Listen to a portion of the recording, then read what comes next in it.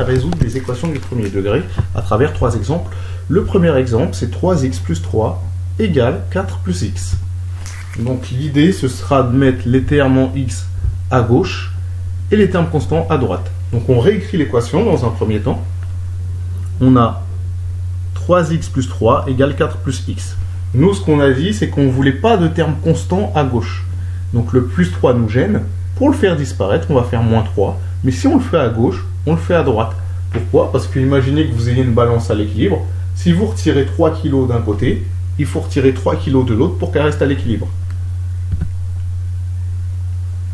Ok? Donc ici, on va voir que 3x plus 3 moins 3, il restera 3x. Et là, 4 plus x moins 3. 4 moins 3, ça fera 1 plus x. Donc on a 3x égale 1 plus x. Donc là, on a dit qu'on voulait que des termes en x à gauche et que des termes constants à droite. Donc là, j'ai pas que des termes constants à droite. Le x, il me gêne. Donc pour faire disparaître le x, il me suffit de faire moins x. Mais si je le fais à droite, je dois le faire à gauche.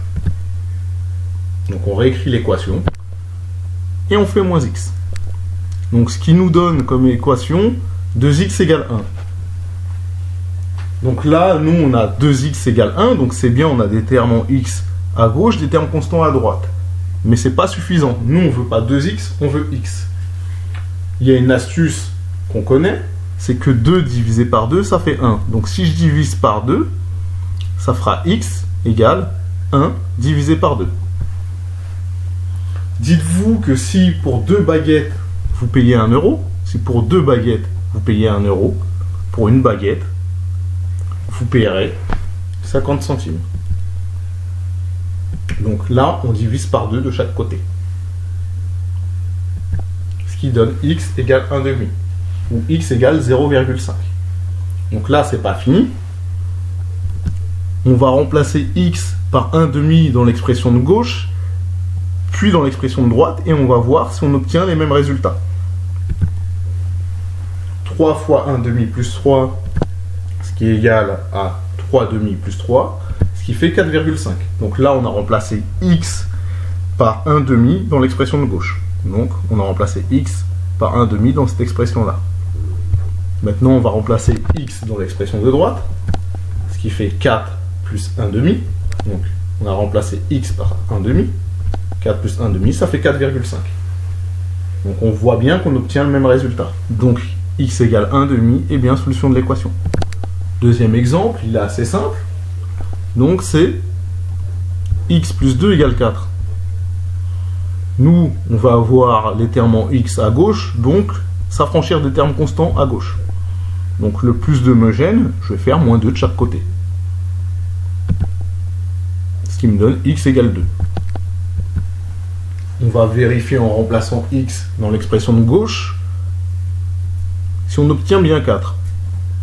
Si je remplace x par 2, ça fait 2 plus 2, ça donne bien 4. Troisième exemple. X sur 2 plus 3 égale 5. Donc dans un premier temps, on réécrit l'équation.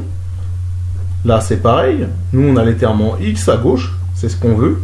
Donc le plus 3 nous gêne. Donc qu'est-ce qu'on va faire? On va faire moins 3 de chaque côté. Donc il nous restera x sur 2 égale 2. Imaginons qu'une demi-baguette coûte 2 euros. Combien va vous coûter une baguette? Vous allez multiplier par 2. Là, on multiplie par 2, et ça va se simplifier, il va rester x. Donc, on a x égale 4. En effet, si une demi-baguette vous coûte 2 euros, une baguette va vous coûter 4 euros.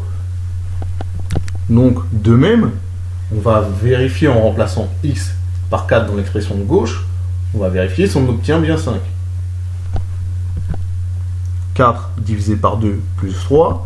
4 divisé par 2, ça fait 2. 2 plus 3. Et 2 plus 3 est bien égal à 5.